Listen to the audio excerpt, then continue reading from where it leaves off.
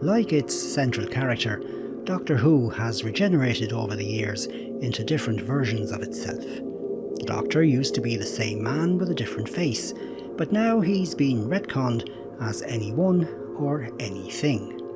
Doctor Who has changed from Dr. Woke to Dr. Pooh to its latest incarnation, Dr. Pronoun. Instead of being the greatest show in the galaxy, Doctor Who is now the wokest show in the galaxy. In one corner of the Whoniverse, you've got militant homosexual showrunner making official woke Doctor Who content that you pay for with your TV poll tax. In the other corner, we have a homosexual fanboy with pronouns in his bio making unofficial woke Doctor Who content that's better than the BBC in some ways and just as bad in others. Right, should we get started? Yes! Right, I'm ready when you are. Here we go then. Hold tight, everybody.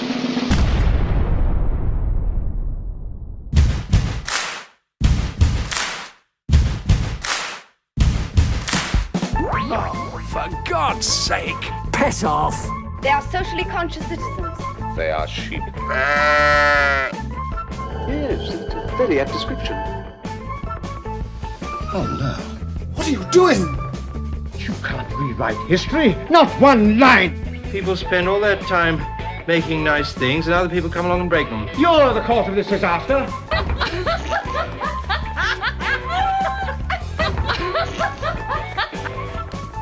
No. No. No. Why am I surrounded by idiots?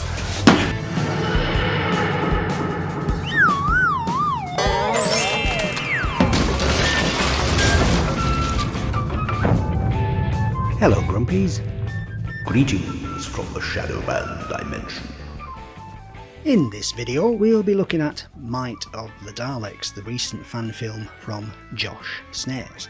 Now, before we begin, let me say up front that Might of the Daleks isn't Shite of the Daleks, but like most fan films, it is flawed. Fan films have a deservedly bad reputation for being, well, shite.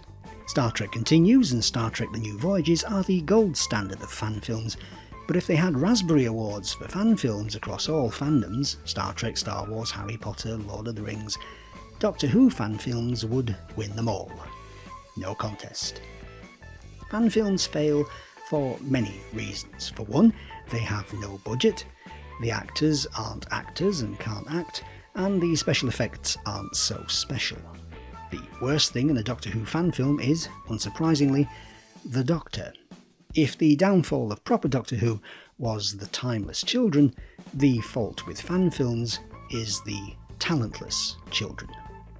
Fan Doctors are, all too often, just kids wanking themselves off in public as they play out their private fantasy of being the Doctor in front of the camera.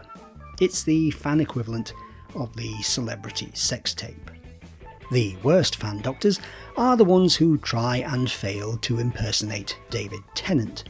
That doesn't even work for the golden boy of Jizz Finish, Jacob Dudman.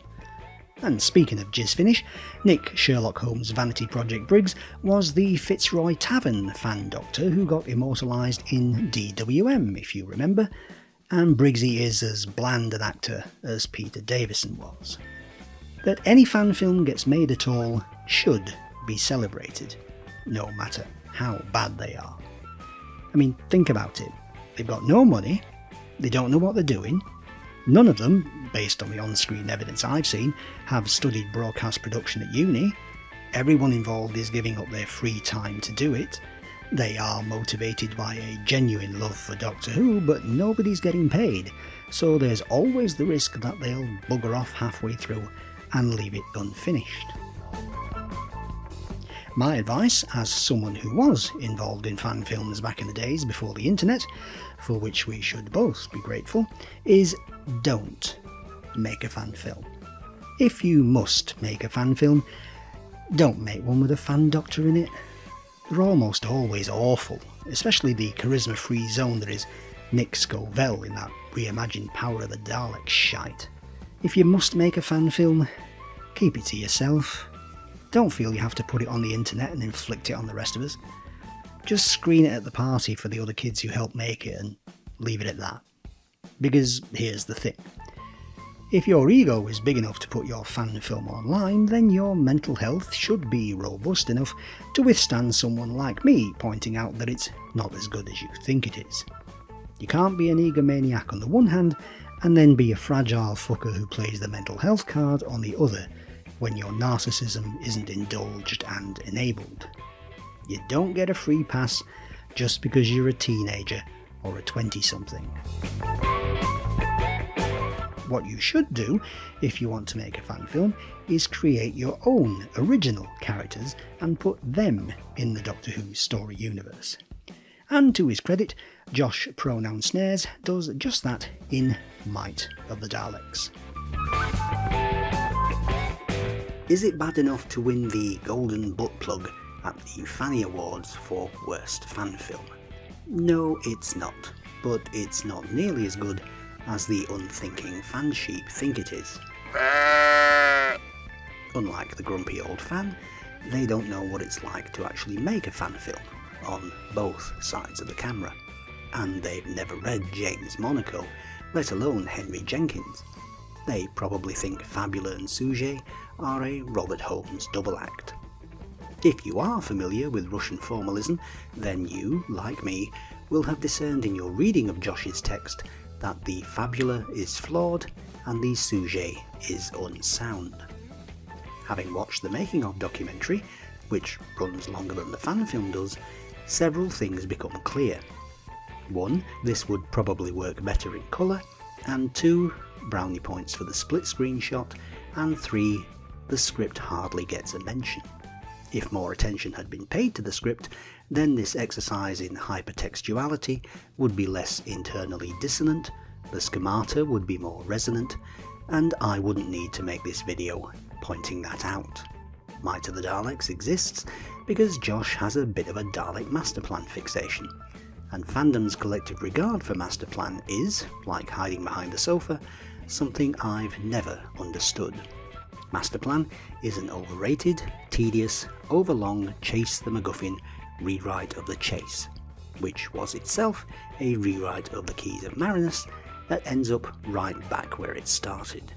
It's the ultimate Terrance Dicks story loop. The fan film presents itself as a sequel to the Mission to the Unknown prequel to Dalek Masterplan, but for all it's in black and white, and some of the shots evoke John Cura telesnaps, it's not faux Hartnell. It fails the authenticity test on several fronts, and if you're going to emulate Hartnell Who in a fan film, you should either do it properly or not do it at all.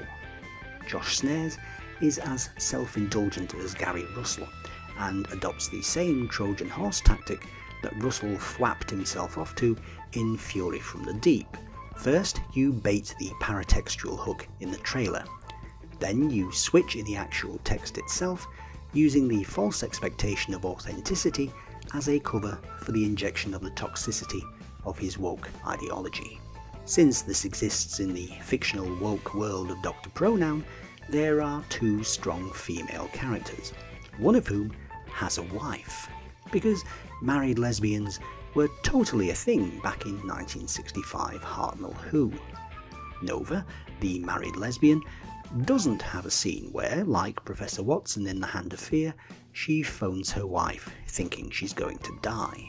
So info dumping that Nova is a lesbian, instead of showing through drama that she has a wife rather than a husband, is both clumsy scripting and unsubtle virtue signalling.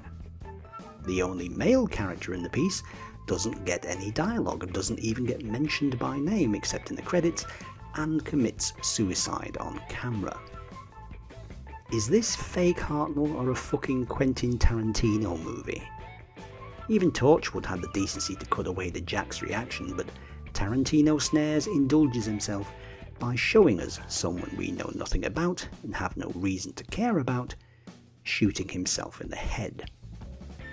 Given how mentally fragile woke snowflakes are, and the recent tragedy of a trans shooter killing 3 9-year-old Christian children in Nashville, cynically exploited by the left for political ends as usual, depicting suicide this graphically with, of course, a disposable man, may be on message for the left, but its inclusion is tasteless and crosses a line. I gave the trailer 6 out of 10, and I stand by that for the fan film itself. It's not bad enough for the golden butt plug at the Fanny Awards, and it's not really bad enough for the silver one either, when taken in totality. And so I award Might of the Daleks the bronze butt plug. Although it's not the worst Doctor Who fan film ever, there are so many things wrong with this that we will have to do another video in which we can cover them all. And we will. We will look at the fan film in more detail, scene by scene and shot by shot, and demonstrate how it can be improved with some further editing to fix Josh's mistakes. I'll show you how to take a fan film and make it better, which sounds like a cue for a Beatles song. If it was up to me, I would do a Sidney Newman and tell him to make it again. Do the whole thing again. If you're going to fake up a Hartnell episode, either do it properly or don't do it at all. And don't try the Trojan horse routine either. You're not nearly clever enough to pull that off. But we can all see what you have been pulling off. Until the next time, resist the Marxists, don't be a sheep, and stay grumpy.